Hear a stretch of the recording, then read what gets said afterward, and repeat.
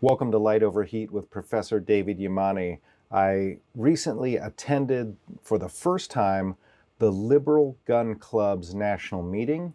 I did so because I've been wanting to attend the meeting for some time, but also especially this year because I gave the keynote address at the club's dinner on Saturday night. I spoke about the agony and ecstasy of liberal gun ownership. And in my presentation, I previewed some of the ways I'm thinking about taking my work going forward. Now that Gun Curious has been published, it's out in the world. What's next for me if I choose to stay in the gun area, which some of you know I may not do, depending on the reception and the value of the work I feel that I'm doing. But if I do go forward, it may be along the lines of what I suggest towards the end of this particular presentation. So please enjoy my talk on the agony and ecstasy of liberal gun ownership, and let me know what you think of it.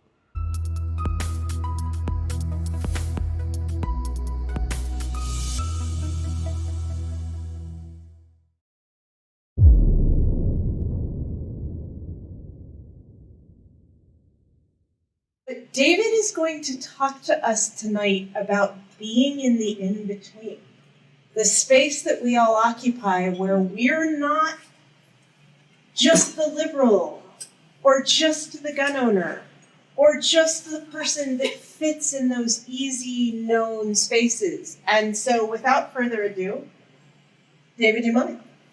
Thank you.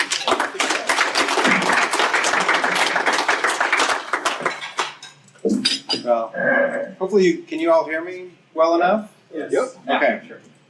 This is really a great honor and pleasure for me to be able to speak with you tonight because if there's any people in the world who I consider to be my people, it is liberal gun owners. So it's actually a bit more daunting, to speak to you and to try to say something that's interesting to you. And especially after you've been at the range for 2 days and eating too much and drinking too much and just, you're about to go into your dinner coma right now. So thanks very much for the time slot. But this is sort of, I'm thinking of this as a bit of an extended launch party for my book, Gun Curious, which was published in June of this year. And it was the product of 12 years of labor. And so I'm very happy to be done with that.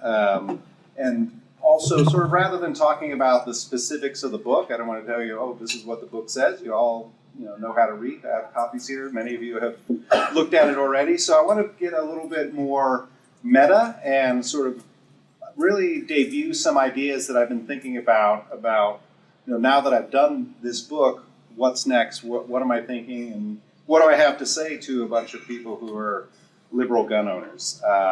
So I'm going to talk, as Laura suggested, about my experience negotiating the frustrating and contradictory gun space as a liberal, but also share some thoughts about the positive potential of being a liberal in the gun space for making our polarized debates about guns better.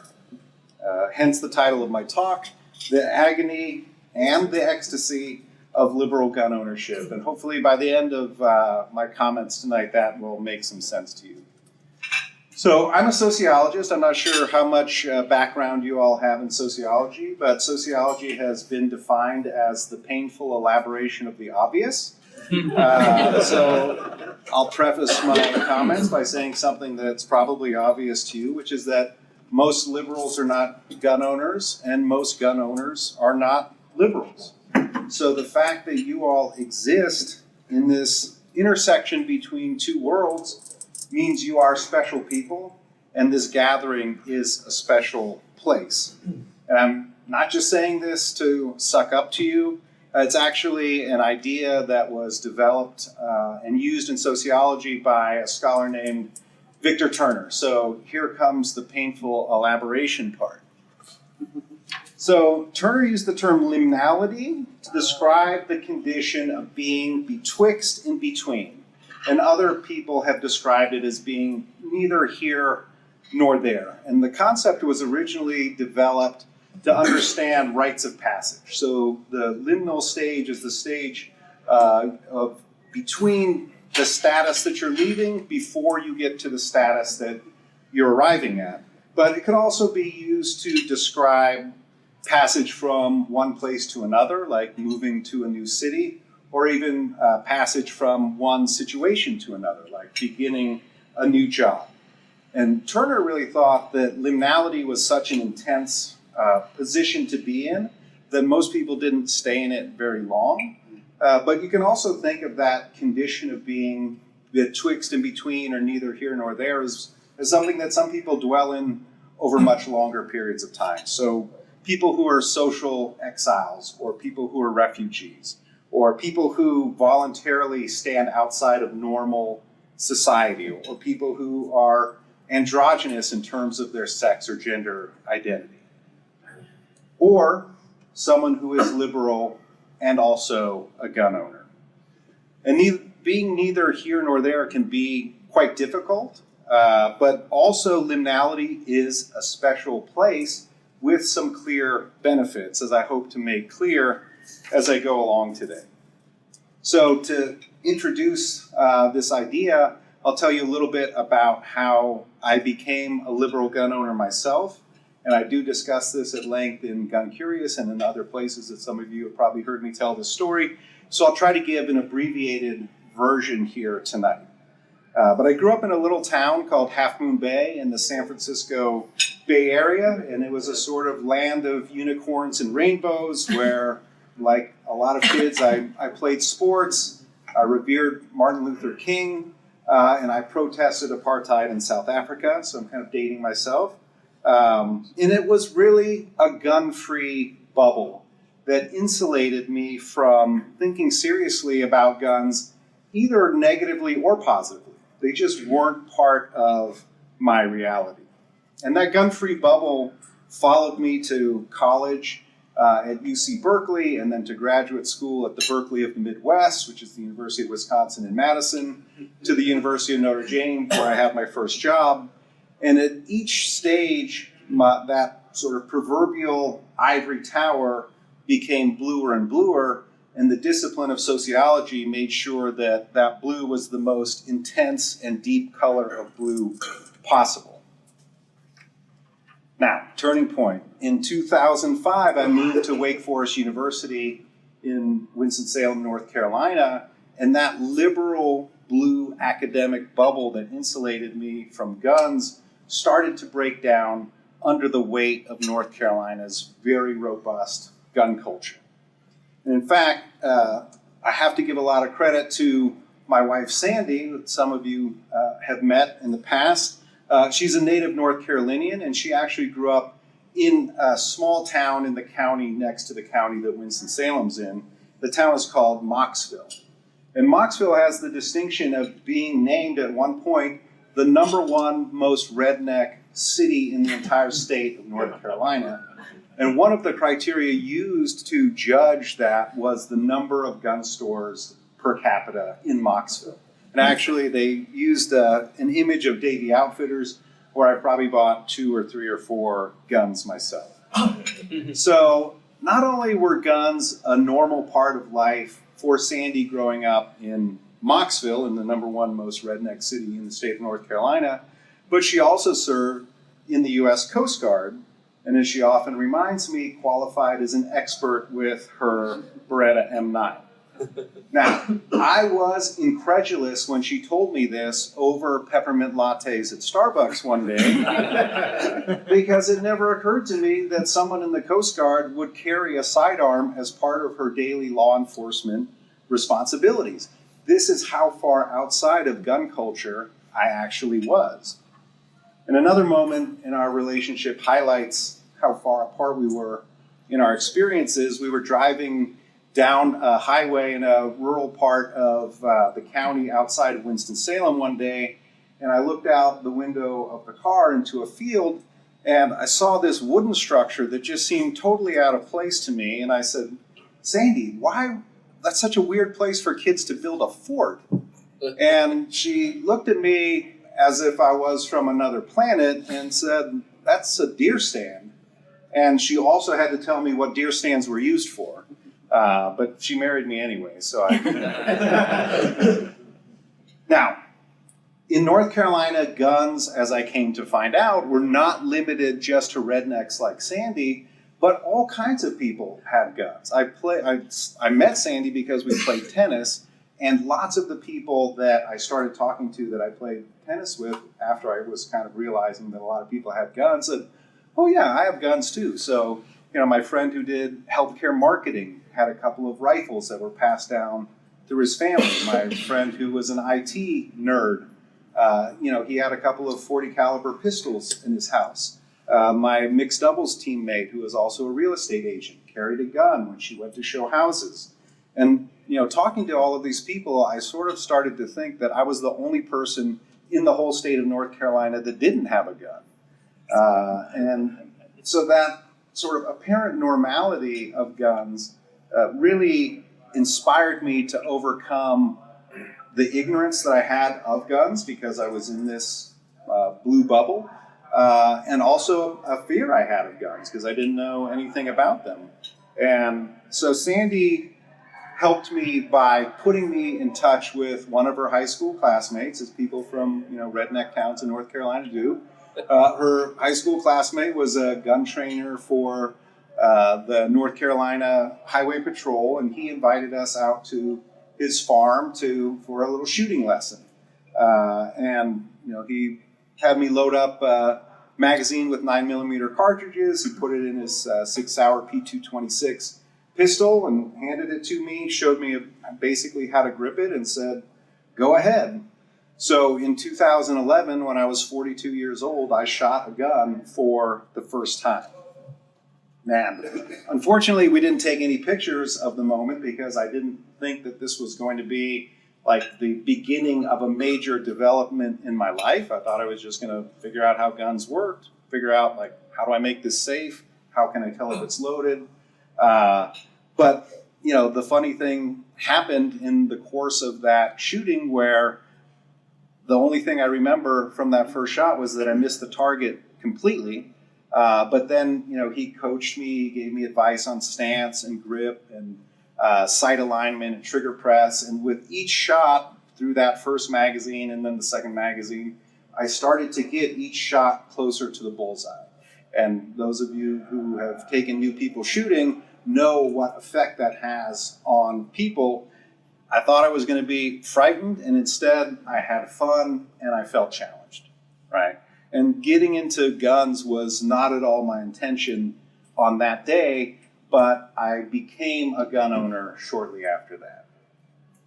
So that was the beginning of my journey out of this blue bubble in which I had spent most of my life into the gun culture in which I've spent a lot of the last 12 years of my life. And being in this sort of liminal position of having one foot inside of gun culture and one foot outside of gun culture, I think can be quite lonely at times. I have this hybrid identity of liberal professor / gun owner, which in theory means that I could have two different tribes to call my own, but instead I often feel sort of homeless, sort of stuck in this liminal space between these two different social worlds, neither here nor there.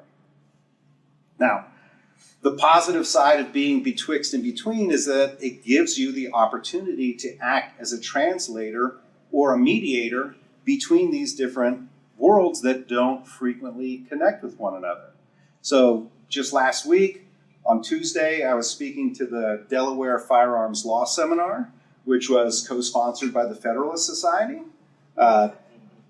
And then on Thursday, I was at the University of Virginia talking to a public policy class on the wicked problem of gun violence. And it's really a privileged position to be able to speak to people who come at the issue of guns in society in different ways. And again, it's my honor to be able to share some of this being betwixt and between with you all today.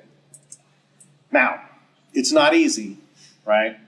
The publication of Gun Curious, which is obviously part of the reason I'm here tonight almost didn't happen because of people I call liberal culture despisers of guns. So things started well for the book. I was fortunate to secure one of the leading literary agents that represents nonfiction works at one of the biggest and best literary agencies in New York City, Don Fear from Trident Media Group. And he helped me to craft a 70,000 word proposal for the book, which was akin to what he had sold dozens of books with. Obviously, he advised me that major trade publishing is a for-profit enterprise. People in that enterprise are trying to reduce risk. They want to say no as many times as possible and hope that the few times they say yes, succeed. But I also thought that I underestimated the profound animosity toward guns that exists in the New York publishing industry. I have been a liberal cultural gatekeeper my whole life. So when I approach other liberal cultural gatekeepers, like people in the publishing industry, I'm thinking that, these are my people and that they would take seriously my ideas, even if they didn't like guns per se. They might be interested in what one of their own would have to say about guns. So that sort of rejection hurt a little bit more because you're being rejected by your own people. In fact, I was passed over by 32 different publishers by the time I got to my sort of last best shot, which was with a publisher called Rowman and Littlefield. They seemed to be very interested. They asked me to send chapters. I sent chapters. They asked me to respond to reviewers. I responded to reviewers. But in the end, they too didn't offer me a contract for the book. So 33 times I went to bat with my home run hitting literary agent, and 33 times we struck out. And although nobody sort of gives you every reason why they pass, and Rowman and Littlefield didn't tell me why they passed, I couldn't help but think that there was a review by a particularly negative reviewer at Rowman and Littlefield who happened to be a public librarian. Right? So they asked public librarians to review proposals for books because they think if a public librarian likes it, they'll adopt it into their libraries and they'll sell more books. But I think the review from this librarian expressed a lot of the sentiments that people who reviewed the book had. So I don't know how much you can see the quote. I'll read the whole quote, though. So she writes, "While the author is an excellent academic," well, thank you very much, "and writes very well, it remains impossible to recommend this book. I can appreciate how the author is seeking to break new ground in this field, but I cannot think of a more irresponsible premise. The United States had 40 mass shootings by January 24th of this year, more shootings than days of the year. Additionally, the author ignores the consistent research which continues to prove that not only does gun ownership have zero evidence of protective effects, but also increases the odds that one will be shot to death. I mean, no. The views put forth here are repressible." And I actually thought that was a typo. I looked up the term repressible, and it's the opposite of irrepressible, right? So these ideas are repressible, built on the backs of the grade school children who continually forfeit their lives, right? This person is a liberal culture despiser of guns. Now, of course, most editors don't give their reasons for passing on books. They just pass and move on. But I did get one set of comments from a reviewer for Basic Books, who's a very nice publisher, who wrote this to my agent. "I don't actually think there's a substantively pro-gun or gun-curious, yet still avowedly liberal audience anymore. So I'm not totally sure how or to whom one would successfully market this book." Right? I don't think that there's a substantively pro-gun, yet still avowedly liberal audience anymore. Well, I'm sorry that you all don't exist. But, this person is so deeply embedded in his blue bubble that he doesn't even know that there are liberal gun owners, and there are gun-curious people who are also liberal, and there are liberals who don't own guns that might own guns in the future. But in any event, if you haven't bought Gun Curious yet and you want to prove this editor wrong, please feel free to do so. So I could give more examples of being rejected by these liberal cultural gatekeepers, like having a recent experience of having a story about my book spiked by my local NPR affiliate, not to mention the kind of sneaking suspicion I have that I'm being shadow banned, right? So you don't know when people are like banning you if you're being shadow banned, but I have that sort of sneaking suspicion. But suffice it to say that the liberal world within which I have literally dwelled my entire life has become less at home for me, particularly when I address the issue of guns. So what about the gun world then, right? For some time now, I've been arguing that defensive gun culture, what I call gun culture 2.0, has the potential to be more inclusive because safety and security is a universal concern, and some people will address that concern using firearms. And so, although I do see gun culture 2.0 as being inclusive, I also don't quite feel fully at home there either. So for example, in January 2021, my work on an article about gun culture was interrupted by a text from a friend that said they're storming the Capitol.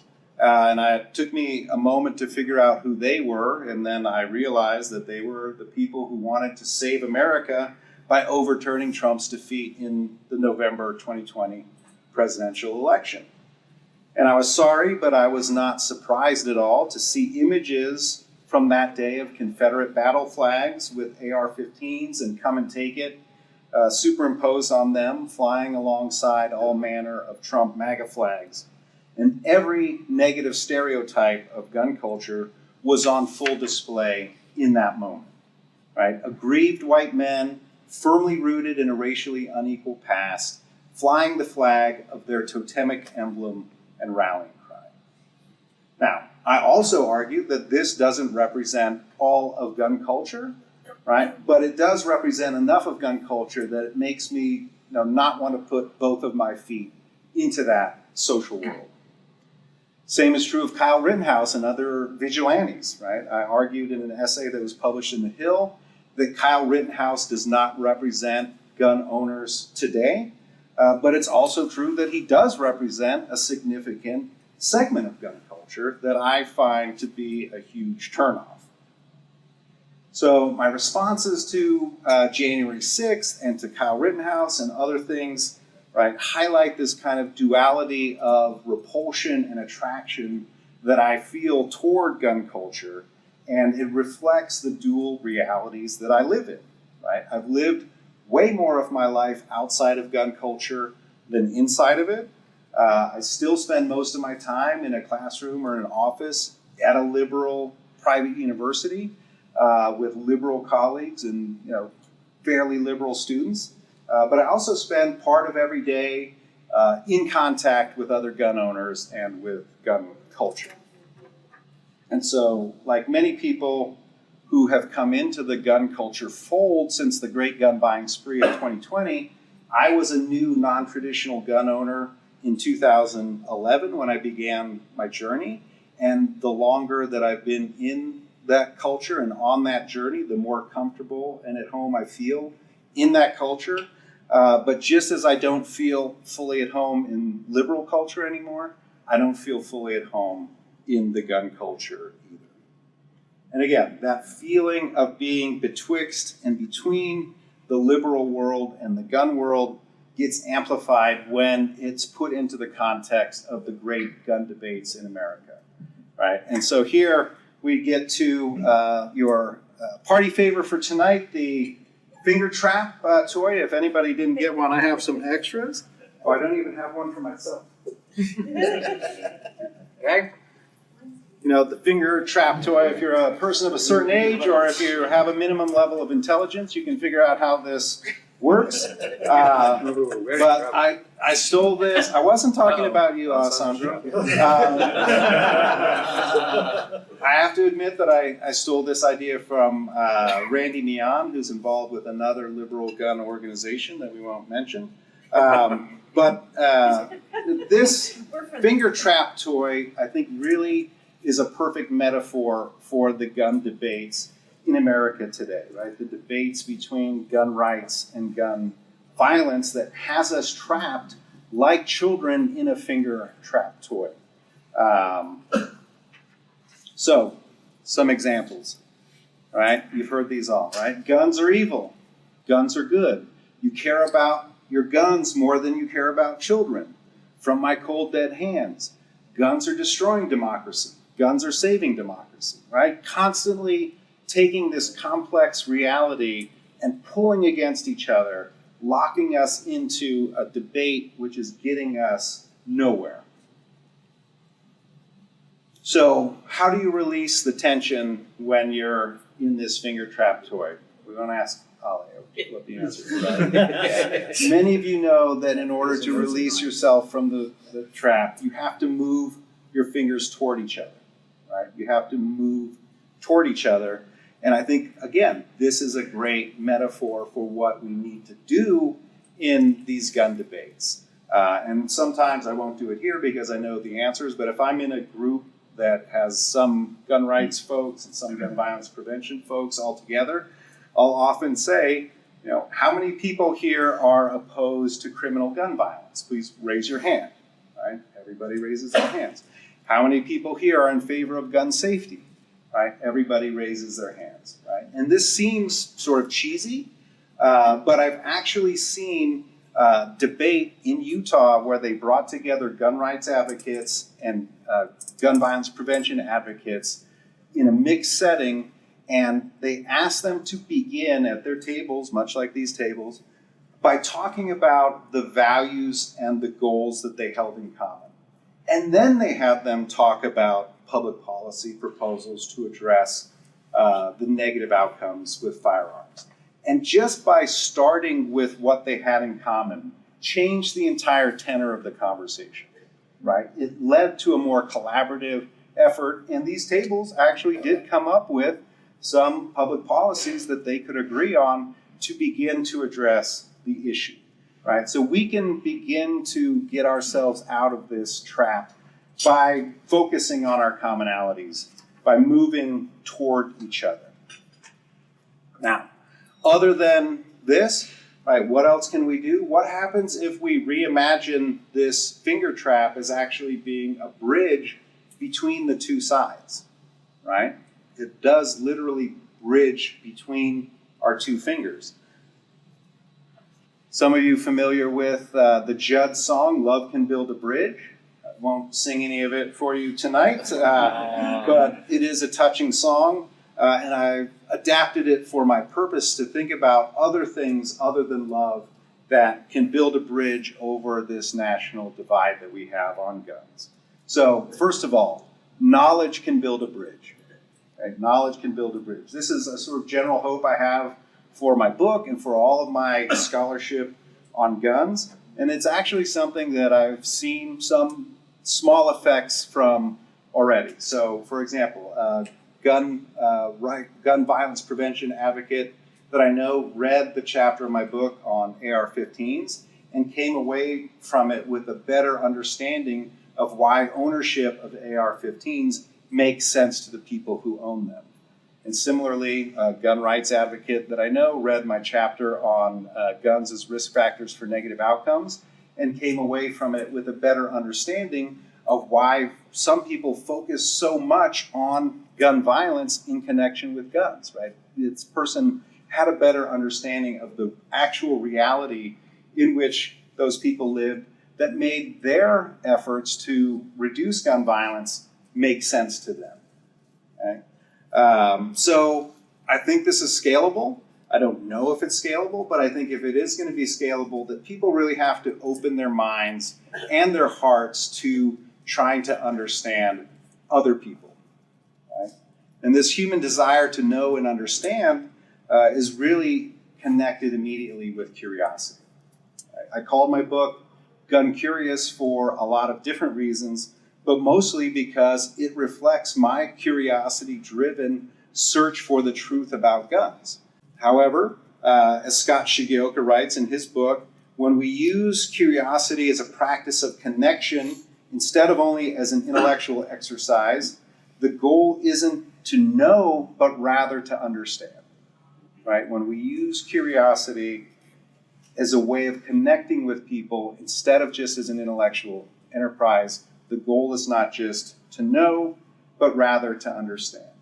And I frequently invoke an idea from the philosopher Baruch Spinoza, who wrote that I have sedulously endeavored not to laugh at human action, not to lament them, nor to detest them, but to understand them. Right? This is a motivating force for my work on guns from the very moment that I started. And Shigeoka himself says, curiosity brings us closer to the humanity of the people around us, helping us to see and be seen in turn. Right? Curiosity really can build a bridge. Curiosity helps us to connect with other people precisely because it reflects the desire to understand those people. Right? People know when we're trying to understand them, right? And in order to understand, we need to connect with people, right? Curiosity drives that connection. Curiosity builds bridges that gets us out of our echo chambers, right? When I started to move from my liberal blue bubble into gun culture in 2011, I was brought into contact with all sorts of people I would never interact with, right? Who were different from me demographically, geographically, culturally, politically, intellectually, in every sort of way. And finally, following from this, conversation can build a bridge, right? Over the past few years, I've had many opportunities, as I've already suggested, to talk to groups of people who differ in their orientation towards guns, including bringing gun nuts and gun skeptics together. And these experiences also give us hope, give me hope, I don't know if it gives you hope, gives me hope that we can have bridging conversations about guns. So I'll just give you one case in point. So in June 2023, I participated in a public symposium that was put on by the Vail Symposium called Conversations on Controversial Issues, moderated by Clay Jenkinson, and the topic was gun violence. The other panelist there was Josh Horwitz, who is a longtime executive director of the Coalition to Stop Gun Violence and is now co-director of the Johns Hopkins Center for Gun Violence Solutions.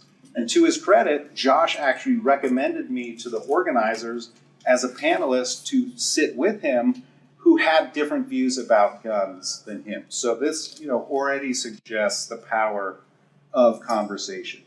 Now, it was 2 hours long. We couldn't solve the wicked problem of gun violence in that short amount of time, but the point wasn't to solve the problem, right? The point was to have a conversation, right? And I think that framing is vital because unlike a debate, nobody wins a conversation. Right? The point of conversations is to develop mutual understanding. And if you're the kind of person who goes into a conversation trying to win the conversation, you're that guy, right? You're that guy no one wants to talk to at the party, right? And it's almost always a guy.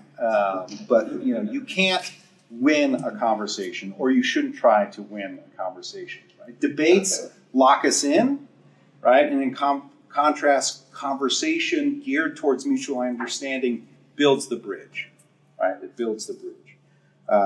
Because curiosity-driven conversation with other people who are different from us builds empathy, right? And empathy is a bridge between people. So the moderator of the Vail Symposium there, Clay Jenkinson, was a noted first-person interpreter of Thomas Jefferson. I don't know if any of you have ever seen him, but he will oftentimes sort of give public presentations in the person of Jefferson. And so he tries to model the dignity of others when he meets them sort of before and after this conversation by greeting them by saying, "Hello, citizen. Hello, citizen."